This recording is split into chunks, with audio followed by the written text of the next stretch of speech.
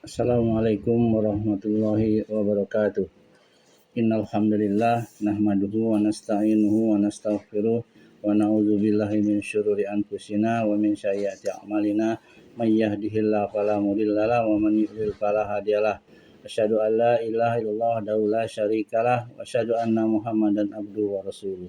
Ya ayyuhallazina amanu taqullaha haqqa tuqatih wa la tamutunna illa wa antum muslimun. Ya ayyuhan nasu taqu rabbakumul ladzi khalaqakum min nafsin wahidah wa khalaqa minha zawjaha wa basa minhuma rijalan katsiran wa nisaa. Wattaqullaha allazi tasaaluna bihi wal arham innallaha kana 'alaikum raqiba. Ya ayyuhallazina amanu taqullaha wa qulu qawlan sadida yuslih lakum a'malakum wa yaghfir lakum dzunubakum wa may yuti'illah wa rasulahu faqad faza fawzan azima. Amma ba'du fa inna khairal kalami kalamullah wa khairal hadi hadi Muhammad sallallahu alaihi wasallam wa syarrul umur muhdatsatuha fa inna kulla muhdatsatin bid'ah wa kulla bid'atin dhalalah wa kulla dhalalatin finnar. Suma amma ba'du, kita lanjutkan pelajaran kita tentang fikih muyassar ini ya, yaitu sekarang yang kedua itu kitab salat dan sudah memasuki bab 1, bab 2, bab 3 dan bab keempat ya.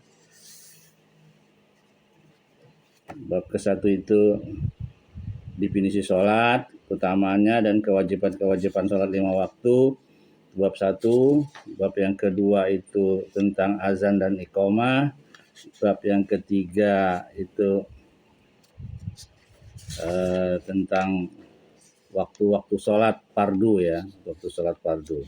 Yang ketiga, yang keempat itu syarat-syarat dan rukun-rukun sholat lengkap dengan dalilnya serta hukum orang yang meninggalkannya.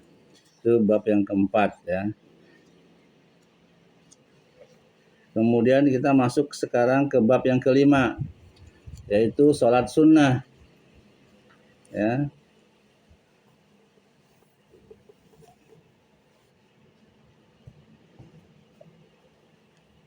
Bab ini terdiri dari beberapa bagian. Yang dimaksud dengan sunnah adalah segala ibadah ketaatan yang tidak wajib. Artinya kalau tidak dilakukan tidak apa-apa, dan kalau dilakukan itu akan mendapatkan pahala. Jadi rugi kalau kita tidak melakukan hal yang mendapatkan pahala ya, walaupun kita tidak berdosa. Gitu.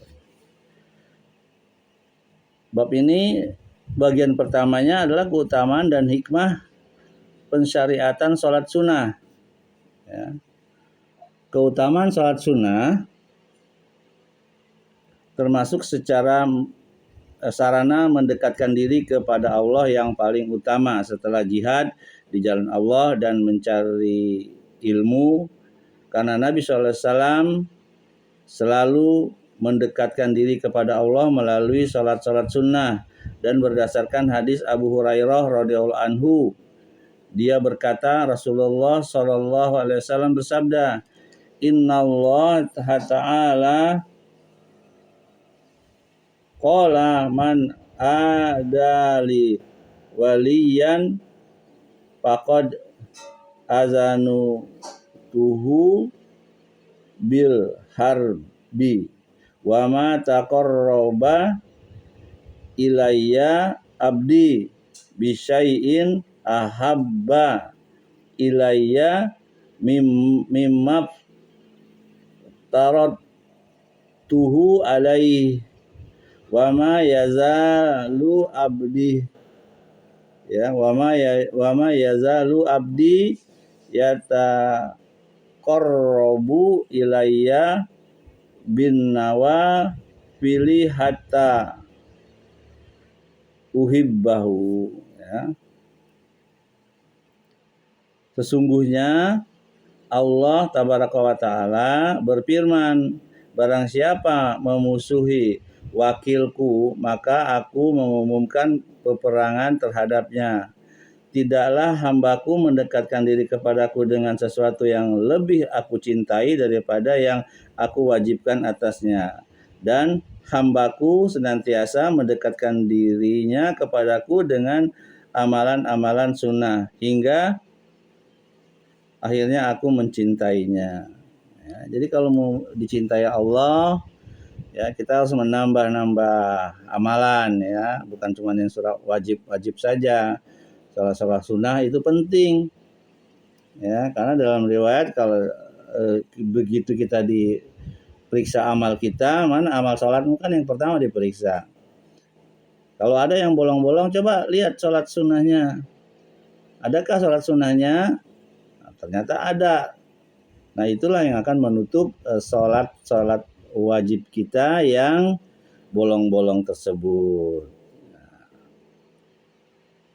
Hadisnya diriwayatkan oleh Al-Baghawi dalam Syarah As-Sunnah bab 5 halaman 21 nomornya 1229 dan disahihkan oleh Al-Albani, ya, oleh Al-Albani dalam As-Silsilah As-Shahihah nomor 1640. Saudara yang dirahmati Allah, hikmah dari pensyariatan sholat sunnah, ya, adalah sungguh Allah tabaraka wa ta'ala telah mensyariatkan sholat sunnah sebagai rahmat bagi hamba-hambanya. Dia menetapkan untuk setiap ibadah wajib, ibadah sunnah yang sejenis dengannya agar seorang mukmin bertambah imannya dan menaikkan derajatnya melalui sholat-sholat sunnah tersebut. Dan agar ibadah wajibnya bisa disempurnakan dan ditambal pada hari-hari kiamat dengan sholat sunnah tersebut. Ya, ini dia ya. Jadi kalau sholat wajibnya ada yang kurang, ditambal dengan sholat-sholat sunnah. Ya, karena pelaksanaan sholat wajib tidak terlepas dari kekurangan sebagaimana dalam hadis Abu Hurairah radhiyallahu anhu dari Nabi SAW. Beliau bersabda, "Inna awwala ma yuhasabu bihil abdul muslimu yaumal qiyamatis shalah fa in atammaha wa illa kila unzur hal lahu min tatawu'in fa in kana lahu tatawu'un ukmilatil faridatu min tatawu'ihi summa yub'alu bisa iril a'malil mabrudati mislu zalik." Artinya, sesungguhnya amal yang pertama yang mana seseorang muslim dihisab dengannya pada hari kiamat kelak adalah sholat. Lalu bila dia menyempurnakannya, maka ditulislah sempurna. Jadi kalau sholat wajib kita sempurna, ditulis sempurna. Dan bila tidak sempurna, maka dikatakan, lihatlah oleh kalian apakah dia mempunyai amal sholat sunnah. Bila dia mempunyai amal sholat sunnah, maka sholat wajibnya disempurnakan dari sholat sunnahnya. Kemudian dilakukanlah terhadap seluruh amal-amal wajibnya seperti demikian itu. Ya, diriwayatkan oleh Abu Daud nomor 684 dan An-Nasa'i nomor 466, 467 dan Ibnu Majah nomor 1425. Al-Baghawi berkata hadisnya hasan. Lihat Syarah As-Sunnah bab 4 halaman 159. Kemudian disahihkan juga oleh Al-Albani dalam Syahih Sunan An-Nasa'i nomor 451 sampai 453. Lapas ini milik Ibnu Majah. Ya, jadi amal sholat sunnah itu sangat penting. Kita nggak tahu ya, apakah amal sholat kita yang wajib itu banyak yang bolong-bolong atau yang tidak tumaknina atau tidak khusyuk atau pikiran kita melayang-melayang kemana-mana, kayak kan itu. Kemudian ditutup dengan sholat-sholat sunnah. Sholat-sholat sunnah ini banyak sekali ya, terutama sholat yang mengiringi sholat fardu yang disebut dengan rawatib. Ya, rawatib itu ada dua, rawatib ghairu muakkad dan rawatib ghairu saja ya. Ghairu muakkad itu yang dianjurkan, yang dimana Nabi mengatakan bahwa barang siapa yang sholat 12 rakaat sholat rawatib itu akan dibuatkan rumah di surga. Masya Allah, ya kan? Gitu. Apa itu 12 rakaat itu? Ya, itu sebelum subuh 2 rakaat, sebelum zuhur 4 rakaat, dan sesudahnya 2 rakaat. Kemudian itu sudah berapa itu? 6, 8. Dan 2 rakaat sesudah maghrib, 2 rakaat setelah isya. Jadi 12 ya. Nabi tidak pernah meninggalkan sholat yang 12 rakaat ini, yang rawatib 12 rakaat ini. Bahkan dalam keadaan safar pun dia melakukannya. Apalagi sholat qobliyah subuh atau sholat fajar. Karena sholat fajar itu amalnya lebih baik dari isi dunia, ya kan? Hanya 2 rakaat sholat fajar, gitu. Sholat fajar itu ya qobliyah, artinya gak ada yang lain-lain. Dan sholat qobliyah atau sholat fajar itu hanya 2, jadi nggak boleh ditambah-tambah lagi. Ada yang 2 rakaat, tambah lagi 2 rakaat, tambah lagi 2 rakaat. Ya. Bahkan ada 6 rakaat, nggak boleh, cukup 2 saja. Karena ada dalam riwayat Umar ya, bahwa mengatakan kepada sahabat yang lain, apakah kau mau melakukan suatu hal yang tidak diamalkan oleh Nabi kita, padahal Nabi baru saja meninggal dunia. Gitu. Bahkan sahabat menjawab, apakah aku akan diazab dengan sholat? Kata Umar, tidak, kamu tidak diazab dengan sholat, tetapi kamu akan diganjar dengan perbuatan yang tidak ada contoh dari Nabi. Yaitu apa? 2 rakaat sebelum subuh, artinya sholat fajar atau qobliyah. Nggak boleh ya lebih dari 2 itu. Gitu.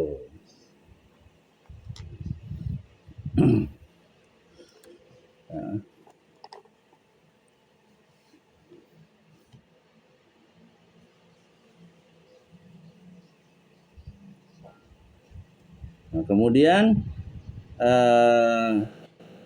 yang muakkadah saja yaitu tadi sebelum maghrib, sebelum sholat fardu isya, itu boleh. Sebelum sholat asyar, bahkan dalilnya siapa yang melakukan sholat qobliyah asar 4 rakaat akan diganjar pahala dari asar hari ini dan asar berikutnya. Luar biasa ya.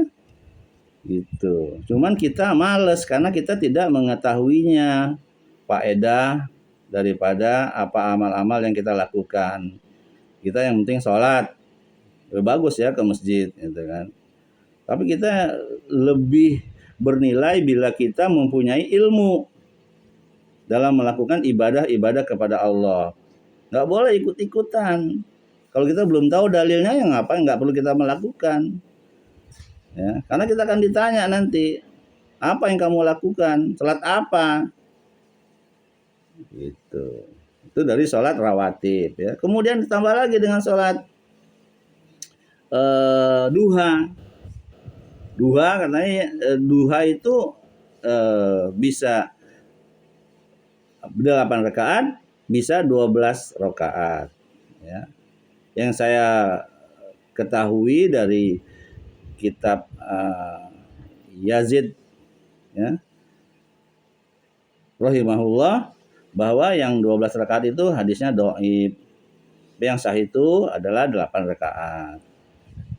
Itu menurut beliau ya. Saya sendiri tidak mengetahui dan saya hanya mengamalkan yang saya tahu saja ya, yang sahih ya. Kalau doib ya wallahu a'lam. Jadi saya mengamalkan ya yang 8 rakaat sholat duha. Kemudian 11 rakaat sholat witir atau tahajud. Ya, dikenal dengan tahajud, sholat malam ya. Atau dikenal juga dengan sholat tarawih kalau bulan puasa ya. Sholat malam itu yaitu sholat tarawih, sholat lail ya, atau sholat witir 11 rakaat ya, itu. Atau kita disebut dengan sholat tahajud 8 rakaat, witir 3 rakaat. Dan disunahkan witir ini disunahkan kunut ya. Disunahkan kunut. Gitu.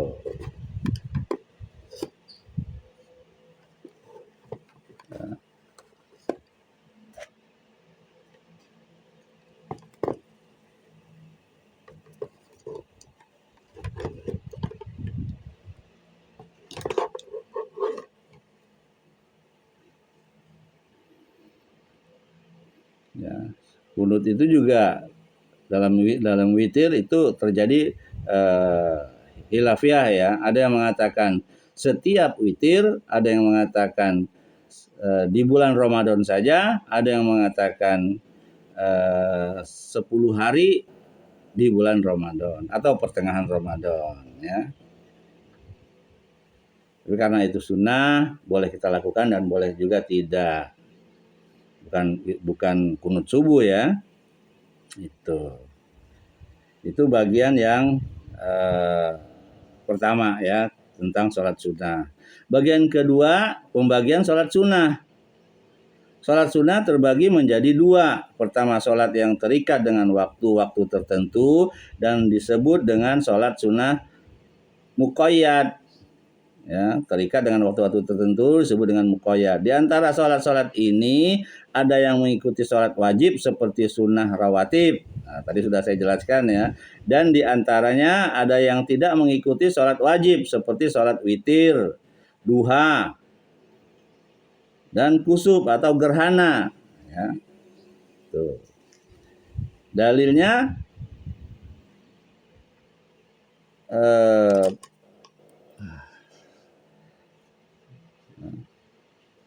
pada pembahasan ini sholat kusuf dikategorikan sebagai sholat sunnah, sedangkan pada pembahasan bab ke-14 dikategorikan sebagai sholat wajib. Hal ini terjadi karena adanya perbedaan pendapat di kalangan ulama tentang hukum sholat kusuf. Lihat di kitab Asy-Syarah Al-Mufti Al-Zad Al-Mustaqni Syekh Muhammad bin Salih Al-Utsaimin bab 7 bab 4 halaman 7. Ya.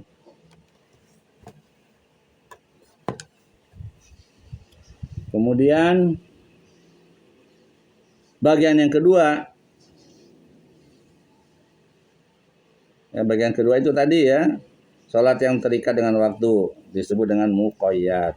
Kedua, sholat yang tidak terikat dengan waktu-waktu tertentu dan disebut dengan sholat sunnah mutlak. Ya, sunnah mutlak itu nggak terikat dengan waktu, kapan saja boleh. Ya, terkecuali kita melakukan dengan sengaja gitu ya. Setelah asar kita mau sholat sunnah lagi, itu tidak boleh. Setelah subuh juga tidak boleh. Boleh dilakukan sholat subuh bila kita ketinggalan sholat qobliyah subuh atau sholat fajar. Boleh dilakukan setelah subuh. Karena Nabi pernah melakukan hal tersebut pada saat dia sibuk dengan peperangan sehingga bangunnya kesiangan. Akhirnya dia menyuruh Bilal azan, kemudian dia sholat qobliyah subuh, lalu sholat subuh. Ya. Salat mutlak juga itu kapan saja terkecuali 2 waktu itu ya. Misalnya kita ingin sholat gitu ya, nah, sholat lah situ. Bagian pertama terbagi lagi menjadi berbagai macam, sebagian lebih muakkad daripada sebagian yang lain, dan yang paling muakkad adalah sholat khusuf, kemudian witir, kemudian sholat istisqa, kemudian tarawih. Lebih dianjurkan ya. Tadi saya sudah jelaskan sholat tarawih itu adalah sholat termasuk sholat malam yang dilakukan pada bulan Ramadan ya. Ada boleh nggak kita sholat sholat tahajud di di luar Ramadan ya, tapi kita lakukannya setelah Isya? Boleh, karena Abu Hurairah melakukan, diperintahkan Nabi melakukan hal tersebut karena dikhawatirkan dia tidak bisa bangun kan di tahajud tersebut, karena dia banyak menimba ilmu ya, menulis buku, lebih utama ya untuk kepentingan kita, kepentingan umat Islam terutama ya. Artinya dibolehkan kita sholat lail, disebut dengan sholat lail ya, sholat lail pada setelah Isya boleh, dengan witir boleh, atau witirnya nanti setelah tidur. Nah, gitu. Tapi kalau kita khawatir tidak bangun, sholat aja sebelum Isya itu, nah disebut dengan sholat lail ya. Tapi kalau kita setelah tidur disebut dengan sholat tahajud namanya. Beda nama saja ya. Tahajud itu setelah kita melakukan tidur. Adapun bagian yang kedua, maka ia disyariatkan di seluruh malam dan di siang hari selain waktu-waktu larangan. Dan sholat malam lebih utama daripada sholat siang.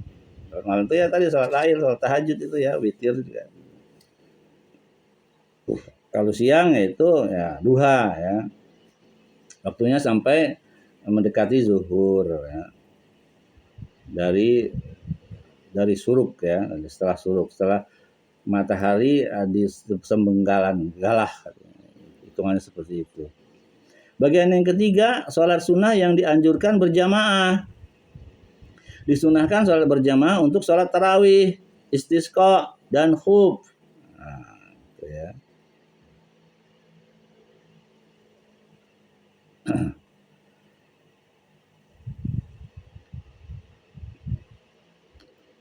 Bagian keempat, jumlah sholat sunnah rawatib.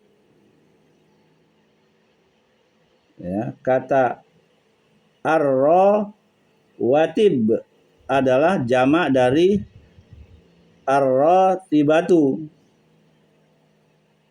yang berarti selamanya terus berlangsung. Sholat rawatib adalah sholat yang mengikuti sholat fardu. Faedah sholat ini adalah menambal kekurangan dan cacat yang terjadi pada sholat fardu sebagaimana telah dijelaskan sebelumnya. Nah, jadi rugi ya kalau kita nggak sholat rawatib ya. Jumlah rawatib adalah 10 rakaat. Ia tersebut dalam hadis Ibnu Umar radhiyallahu anhuma, dia berkata, hafiztu an Rasulullah sallallahu alaihi wasallam rakaatain qabla zuhri warok atain ba'da zuhri warok atain ba'dal maghrib warok atain ba'dal isya warok atain qoblal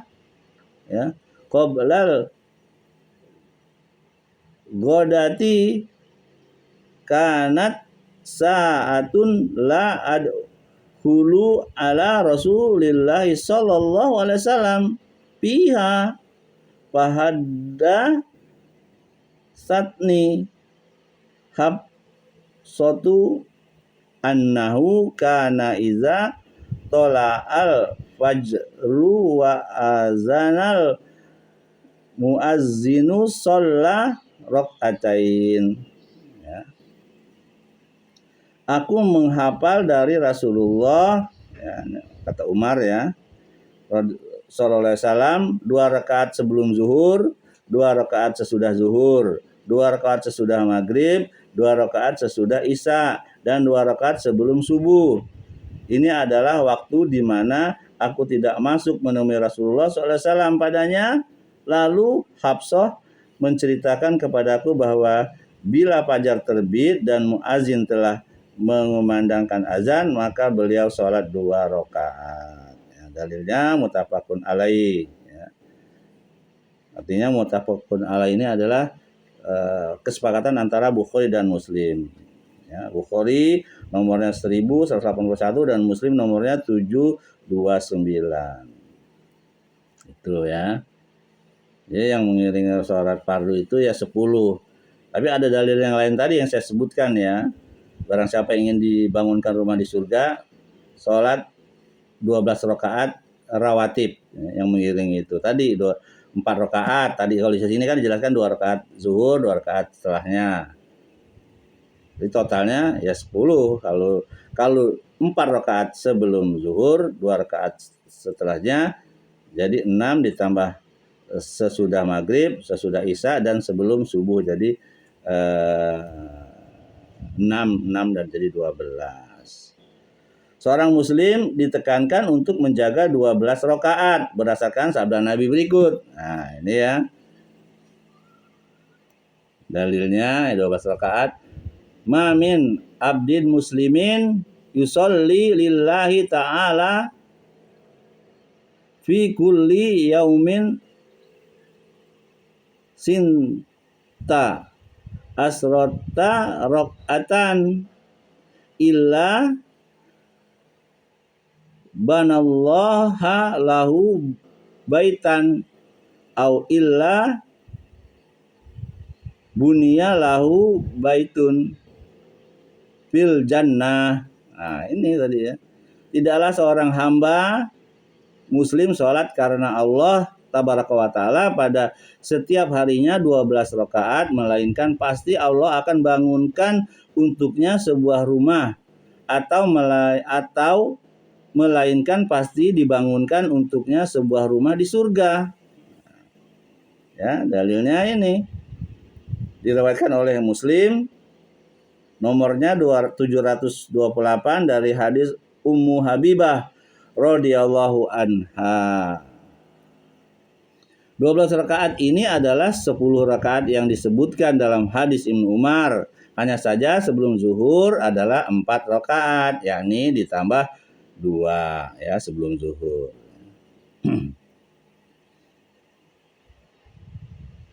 Jadi kalau kita mau dibangunkan rumah di surga, ya itu sholat rawatib tadi 12 rakaat. Berarti pasti masuk surga tuh ya. Tentu saja sholat yang benar ya. Wudhunya juga benar ya. Bab wudhu sudah kita lalui ya. At-Tirmizi menambahkan dalam salah satu riwayat hadis Ummu Habibah di atas, arba'an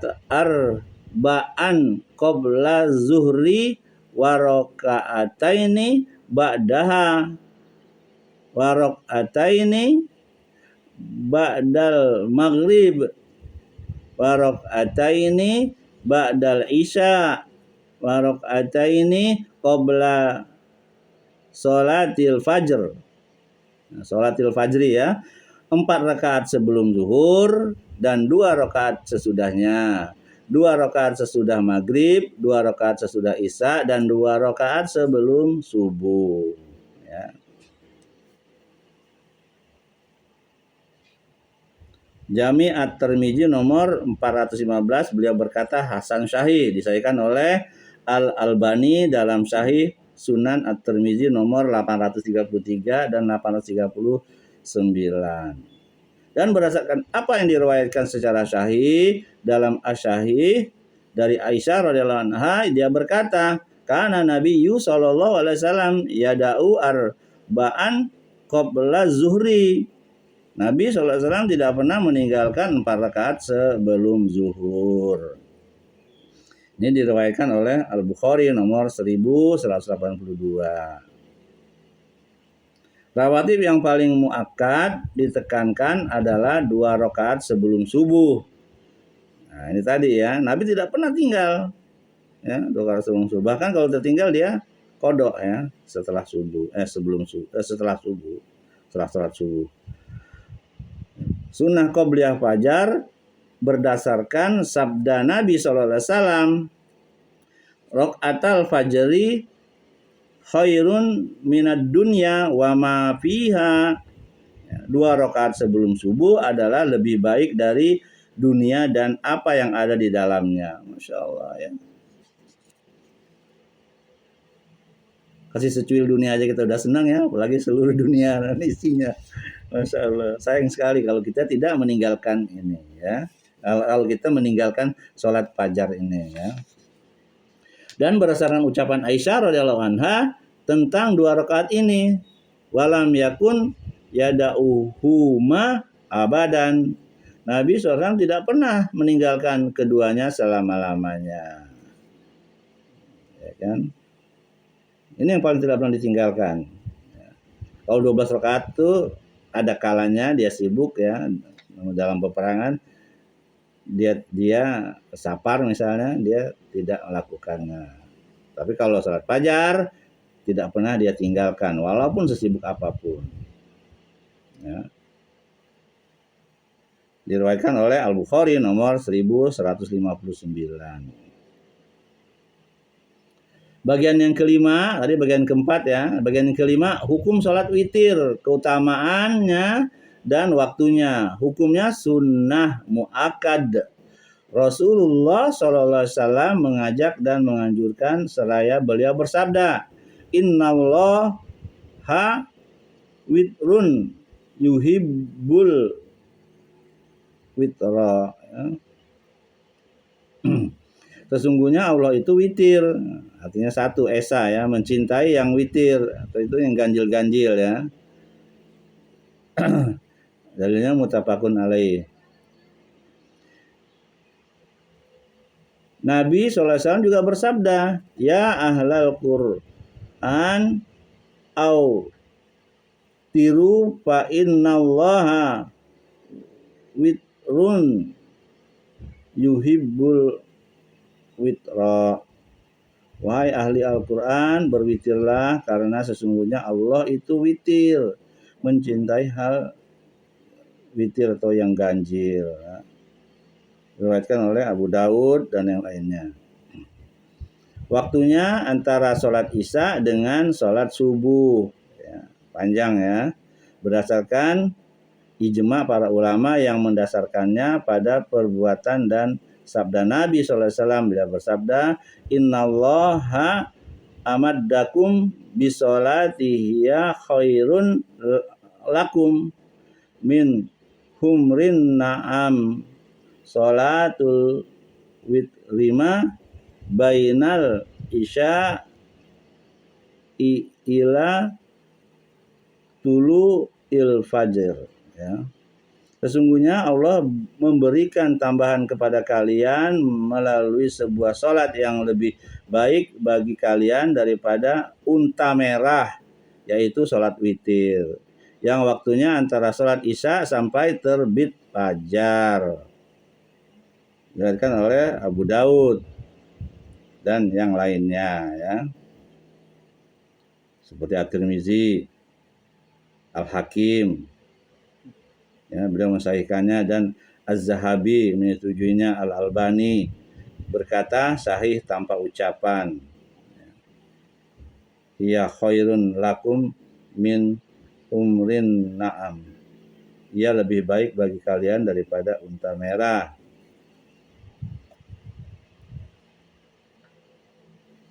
Bila fajar terbit, maka tidak ada sholat witir berdasarkan sabda Nabi SAW berikut. Sholatul laili masna masna faiza khosya ahadukum ya. Khosya ahadukumus subha sholla rok'atan wahidatan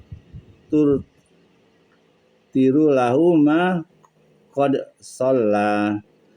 Sholat malam itu 2 rakaat.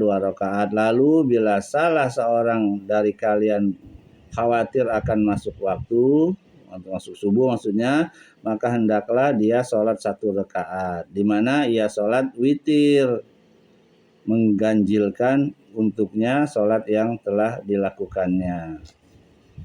Ya, diriwayatkan oleh Al-Bukhari nomor 990. Jadi 2, 10 kemudian ditambah 1 witir ya, atau 2 sampai 8 tambah 3 witir. Hadis ini adalah dalil keluarnya batas waktu sholat witir dia dengan masuknya waktu subuh, yakni terbitnya fajar. Al-Hafiz Ibnu Hajar rahimahullah berkata, yang lebih jelas darinya sebagai dalil adalah apa yang diriwayatkan oleh Abu Daud dan An-Nasai yang disahihkan oleh Abu Awanah dan lainnya, bahwa Ibnu Umar radhiyallahu anhuma berkata, man shalla minal laili falyaj'al akhira sholatihi watron fa inna Rasulullah sallallahu alaihi wasallam kana ya'muru bizalika fa iza kanal fajru faqad zahaba kullu sholatil laili wal witr. Barang siapa sholat malam, maka hendaknya menjadikannya witir sebagai akhir sholatnya, yakni penutupannya. Karena sesungguhnya Rasulullah SAW memerintahkan hal itu. Lalu bila fajar terbit, maka telah habislah waktu seluruh sholat malam dan witir. Ya. Ini ada dalam kitab Fathul Bari ya, Ibnu Hajar. Salat witir diakhiri di akhir malam lebih utama daripada di awal malam. Akan tetapi bagi siapa yang merasa tidak bisa bangun di akhir malam, dianjurkan menyegerakannya di awal malam. Dan bagi siapa yang merasa bisa bangun di akhir malam, dianjurkan menundanya sampai akhir malam, berdasarkan apa yang diriwayatkan oleh Jabir radhiyallahu anhuma bahwa Rasulullah SAW bersabda, man khofa Allah yakuma min akhiril laili falyutir awwalahu wa man tami'a ayyakuma akhiral laili falyutir akhiral lail fa inna sholata akhiril lail mas'udatun wazalika abdalu.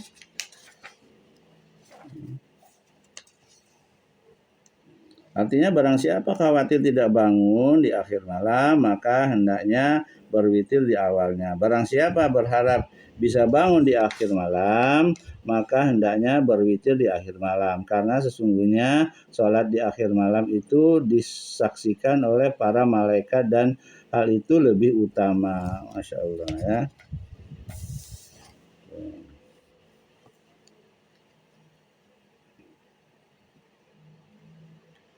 Tapi artinya boleh ya, witir di awal malam. Tapi lebih afdol di akhir malam.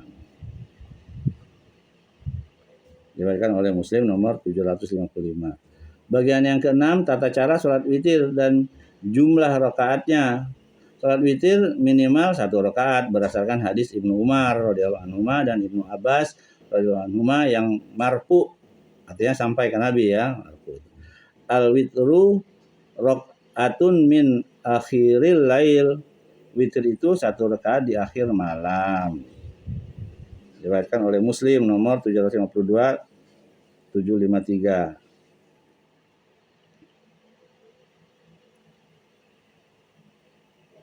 Kemudian dan berdasarkan hadis Umar di atas, sholla rakaatan wahidatan tu tirulahuma qad sholla ya, maka hendaklah dia sholat 1 rakaat di mana ia sholat witir,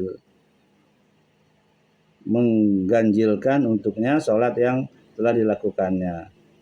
Boleh witir 3 rakaat berdasarkan hadis Aisyah radhiyallahu anha, anna Nabi sallallahu alaihi wasallam kana yusolli arba'an fala tas'al an husnihinna wa tulihinna summa yusolli arba'an fala tas'al an husnihinna wa tulihinna summa yusolli salasa. Bahwa Nabi SAW pernah sholat malam 4 rakaat, maka kamu jangan bertanya tentang bagus dan lama sholatnya. Kemudian sholat 4 rakaat, maka kamu jangan bertanya tentang bagus dan panjang sholatnya. Kemudian sholat 3 rakaat. Ya, diriwayatkan oleh Muslim nomornya 738. Salat witir 3 rakaat ini boleh dilakukan dengan 2 salam berdasarkan perbuatan Abdullah bin Umar radhiyallahu anhuma sebagaimana diriwayatkan oleh Nabi an Abdullah ibnu Umar kana yusallimu baina ar-raq'ati war-raq'atain fil witr hatta ya'mura bi ba'di hajatihi. Bahwa Abdullah bin Umar pernah mengucapkan salam di antara 1 rakaat dan 2 rakaat di dalam salat witir, sehingga dia memerintahkan kepada budaknya di sela-sela salat tersebut sebagian hajatnya. Ini diriwayatkan oleh Al-Bukhari nomor 991 ya. Boleh juga langsung dengan sekali tasyahud dan 1 salam berdasarkan hadis Aisyah. Jadi boleh di rakaat kedua ini bahwa mengucapkan salam boleh ya di rakaat kedua, kemudian dia salat lagi tambah 1 rakaat lagi hingga 2 rakaat di dalam salat witir hingga dia memerintahkan kepada budaknya di sela-sela salat tersebut sebagian hajatnya. Jadi dua dia salam, salam ya, kemudian yang ketiganya 1. Boleh juga langsung dengan sekali tasyahud dan 1 salam berdasarkan hadis Aisyah radhiyallahu anha. Dia berkata, kana Rasulullah sallallahu alaihi wasallam yutiru bisalasin la yaqudu illa fi akhirihinna. Rasulullah SAW salat witir 3 rakaat, beliau tidak duduk kecuali di akhir rakaat. Ya boleh melakukan dengan cara-cara yang macam-macam ya. 2 salam kemudian 1 rakaat lagi, atau langsung 3 rakaat salam. Dalilnya diriwayatkan oleh An-Nasai ya, Al-Baihaqi, dan ini adalah lapas yang disahihkan oleh Al-Hakim berdasarkan syarat as-sahihain dan ia disetujui oleh Az-Zahabi. An-Nawawi berkata diriwayatkan oleh An-Nasai dengan sanad hasan dan Al-Baihaqi dengan sanad sahih. Lihat dalam kitab Al-Majmu' ya, bab 4 halaman 17 sampai 18. Boleh witir dengan 7 atau 5 rakaat tanpa duduk tahiyat kecuali di rakaat akhir berdasarkan hadis Aisyah radhiyallahu anha, kana Rasulullah sallallahu alaihi wasallam yusolli minal laili salasa asratan rakaatan wa yutiru min zalika bi khamsin wala yajlisu fi sayyin illa fi akhiriha. Rasulullah SAW pernah sholat malam 13 rakaat. Beliau melakukan sholat witir darinya dengan 5 rakaat dan tidak duduk pada 1 rakaat pun kecuali di akhirnya.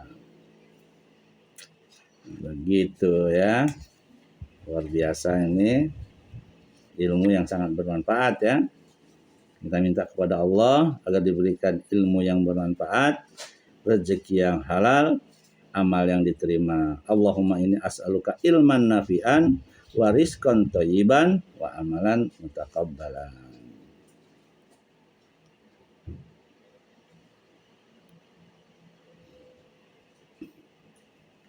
Rasulullah SAW pernah sholat malam 13 rakaat, tadi sudah ya. Berdasarkan hadis Ummu Salamah radhiyallahu anha, karena Rasulullah SAW yutiru bi sab'in au bi khamsin la yapsilu bainahunna bitaslimin wala kalamin.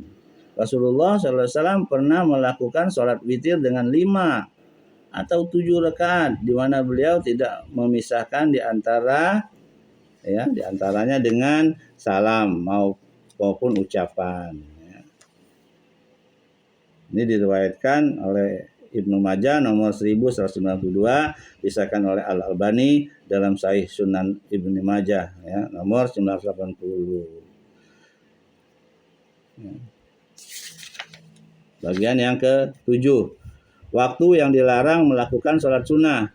Ada waktu-waktu di mana sholat sunnah pada waktu tersebut dilarang, kecuali yang dikecualikan. Waktu-waktu terlarang tersebut ada 5. Pertama, setelah sholat subuh sampai terbit matahari, berdasarkan sabda Nabi SAW, la sholata ba'da sholatil fajri hatta tatlu asyamsu. Tidak ada sholat setelah sholat subuh sampai terbit matahari. Dalilnya muttafaqun alaih. Yang kedua, dari terbit matahari sampai meninggi seukuran kadar tombak menurut pandangan mata. Kurang lebih 1 meter diasumsikan dengan ukuran jam kurang lebih 1/4 atau 1/3 jam setelah terbitnya matahari. Bila matahari sudah meninggi setelah terbit seukuran tinggi tombak, maka sungguh telah habis waktu larangan. Berdasarkan sabda Nabi SAW pada Amr bin Abasah ya, As-Sulami radhiyallahu anhuma, sholli sholatas subhi summa aqsir anis sholati hatta tadlu asyamsu hatta tartafi'a.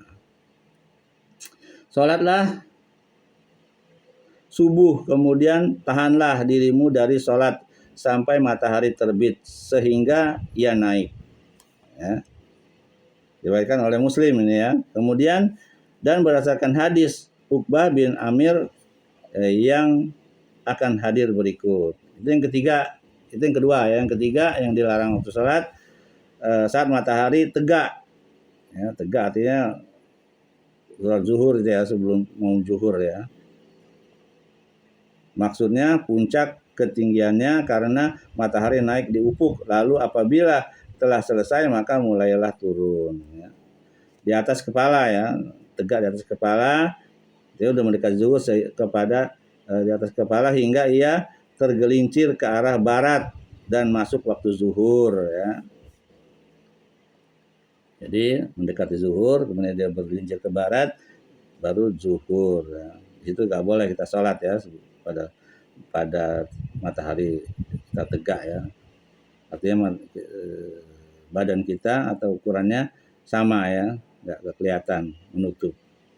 Berdasarkan hadis Uqbah bin Amir radhiyallahu anhu, salasu sa'atin kana Rasulullah sallallahu alaihi wasallam yanhana an nusalliya fihinna wa an naqbura fihinna mautana hina tadlu usyamsu bazighatan hatta tartafi'a wa hina yaqumu qaimuz zahirati hatta tazula ya.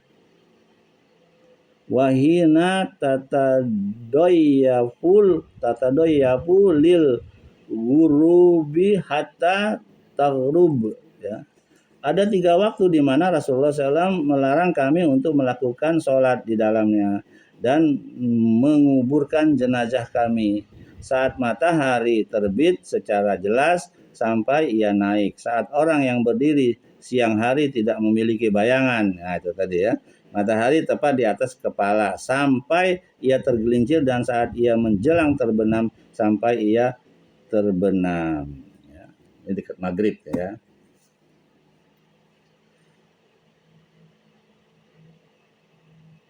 Yang keempat, dari sholat asyar sampai terbenam matahari, ya itu tadi ya. Pada saat dia mau terbenam. Berdasarkan sabda Nabi SAW, la sholata ba'dal fajri hatta tadlu asyamsu wala sholata ba'dal asri hatta tagi basyamsu. Tidak ada sholat sesudah sholat subuh sampai matahari terbit. Ya. Dan tidak ada sholat sesudah sholat asar sampai matahari terbenam. Tidak boleh walaupun sholat mutlak ya. Kecuali ada sebab ya. Ada sebab. Misalnya kita sudah berniat kalau kita sampai dengan selamat, misalnya saya akan sholat di masjid ya. Bertepatan dengan setelah asar. Masih dibenarkan ya. Kelima, bila matahari menjelang terbenam. Kelima waktu ini bisa diringkas menjadi 3 waktu, yaitu pertama setelah sholat subuh sampai matahari naik setinggi tombak. Kedua, saat orang yang berdiri siang hari tidak memiliki bayangan, ya, matahari di atas kepala sampai dia condong ke barat. Ketiga, dan setelah sholat asar sehingga matahari terbenam dengan sempurna. Tentang hikmah larangan sholat di waktu-waktu ini, maka sungguh Nabi SAW telah menjelaskan bahwa orang-orang kafir menyembah matahari saat terbit dan terbenam, sehingga sholat seorang muslim di waktu-waktu tersebut menjadi menyerupai perbuatan mereka. Dalam hadis Amr bin Abbasah radhiyallahu anhuma, fa innaha as-samsu tadlu'u hina tadlu'u baina korna syaiton wahina idin judu lahal kufar ya. Sesungguhnya ia matahari terbit. Ketika ia terbit berada di antara 2 tanduk setan dan saat itu orang-orang kafir sujud kepadanya. Diriwayatkan oleh Muslim nomor 832. Hadis ini telah hadir sebelumnya ya. Hal ini mengenai waktu matahari terbit dan terbenam. Adapun saat matahari meninggi dan saat orang yang berdiri di siang hari tidak memiliki bayangan matahari di atas kepala, maka Nabi SAW telah menjelaskan ilat atau alasan hukum larangan pada hadis di atas. Seraya beliau bersabda, fa inna hina idin tusjaru jahannam, karena saat itu jahanam dipanaskan. Nah, makanya kalau panas sekali ya pada saat matahari di atas kepala itu api jahanam ya.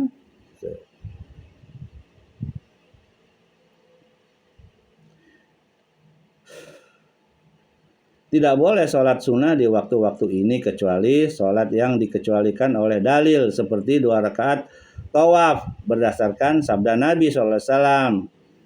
Ya bani abdi manapin la tamna'u ahadan tofa bihazal baiti wa shalla fihi ayyatasa atin sya'amin lailin au nahar.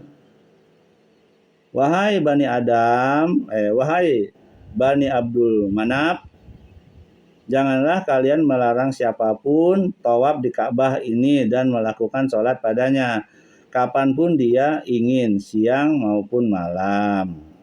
Diriwayatkan oleh Abu Daud nomor 1894 dan At-Tirmizi nomor 868. Beliau berkata hasan syahih. Ibnu Majah nomor 1254, Al-Hakim dalam Al-Mustadrak bab 1 halaman 408 dan beliau mensahihkannya dan Az-Zahabi menyetujuinya, disahihkan oleh Al-Albani dalam Sahih Ibnu Majah nomor 1036.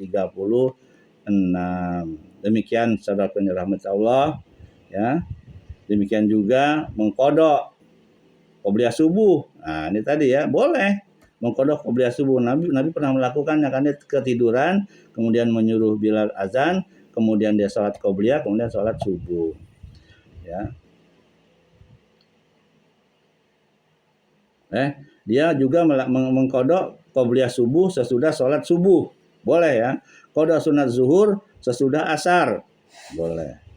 Lebih-lebih bila seseorang menjamak zuhur dengan asyar. Demikian juga sholat yang mempunyai sebab.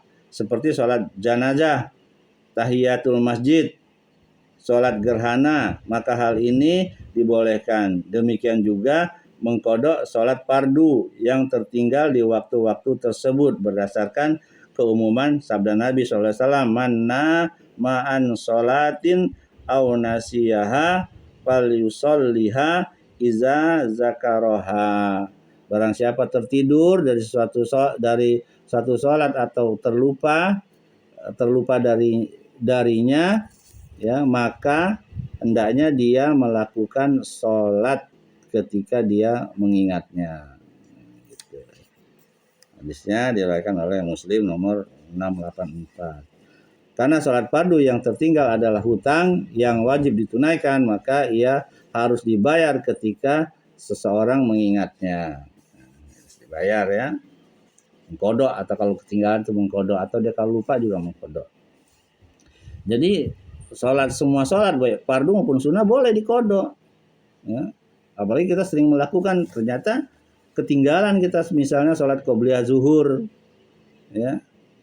Setelah sholat zuhur kita kodok, setelah zikir ya kita kodok sholat qobliyah zuhur 2 rakaat, kemudian baru sholat ba'diyah, gitu. Seperti misalnya kita ketinggalan sholat asar atau sholat sholat zuhur ya. Misalnya setelah sholat zuhur bertemu dengan asar, kita sholat kodok zuhur dulu, baru sholat asar, gitu aturannya ya.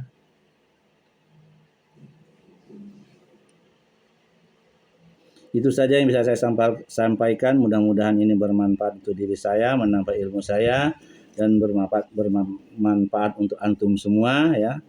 Itu saja, apa yang benar itu milik Allah, apa yang salah itu milik diri saya sendiri karena kebodohan saya, karena minimnya ilmu saya cuma ingin berbagi kepada antum semua ya. Mudah-mudahan ini menjadi amal di akhirat kelak ya. Tentu saja tidak lupa kita berdoa kepada Allah agar kita diberikan ilmu yang bermanfaat, rezeki yang halal, yang thayyib ya, amal yang diterima. Subhanakallah bihamdik asyhadu an la ilaha illa anta astaghfiruka wa atubu ilaik. Assalamualaikum warahmatullahi wabarakatuh.